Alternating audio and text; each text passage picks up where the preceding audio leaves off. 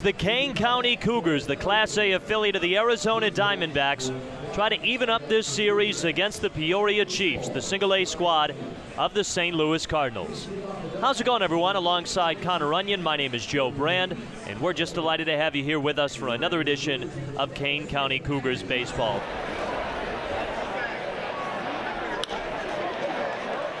So this is my 6th year in Kane County. My first year was 2014. I was technically the number 2, the intern. Next year I got hired as the number 1. So runner in scoring position, nobody out. Single-A Diamondbacks and single-A Cardinals playing in the middle game of this 3 games. Wanted to get into it right away. I was about 10 years old. Loved baseball, loved watching it.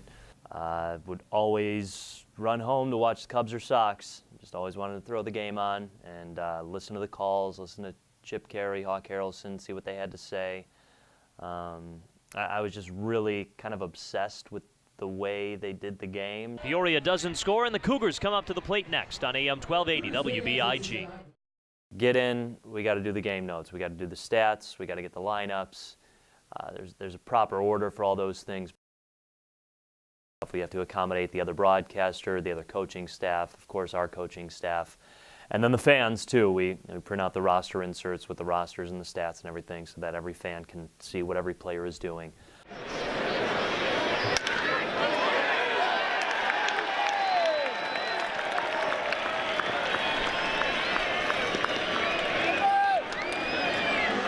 Then we can actually dive into actually doing prep on the players and go a little bit deeper and learning some cool stories. You learn the best stuff by just talking to the players, popping in the clubhouse or during batting practice. Maybe somebody from a newspaper wrote an article about them. Ask them about it, try to go a little bit deeper with it. Just trying to humanize these guys, try to make it fun, and try to make it different every day. Grind is the right word. It's 140 games in 152 days. So you do the math, there's 12 off days. The one thing that needs to be disclosed is that we, the Kane County Cougars, have the best travel schedule in the Midwest League. They might have the best travel schedule in all of minor league baseball, in all of baseball probably, because we're so centrally located that everything is just around us.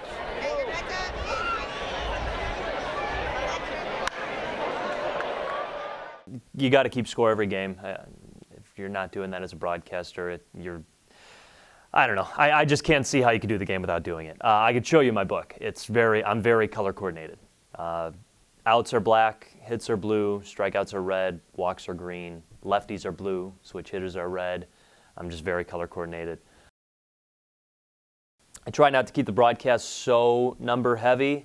I know numbers are huge nowadays with sabermetrics and everything and fan graphs, and I love all that stuff, but you got to make sure there's some context to it. You got to make sure the people you are informing with this information understand why you're saying these numbers.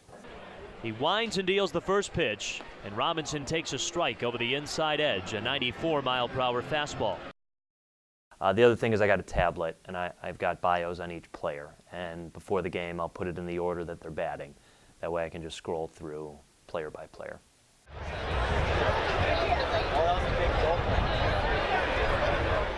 You're broadcasting for the fan, so why not make it enjoyable for them?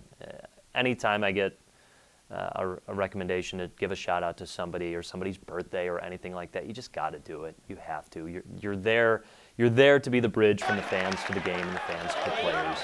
So why not make it more personable?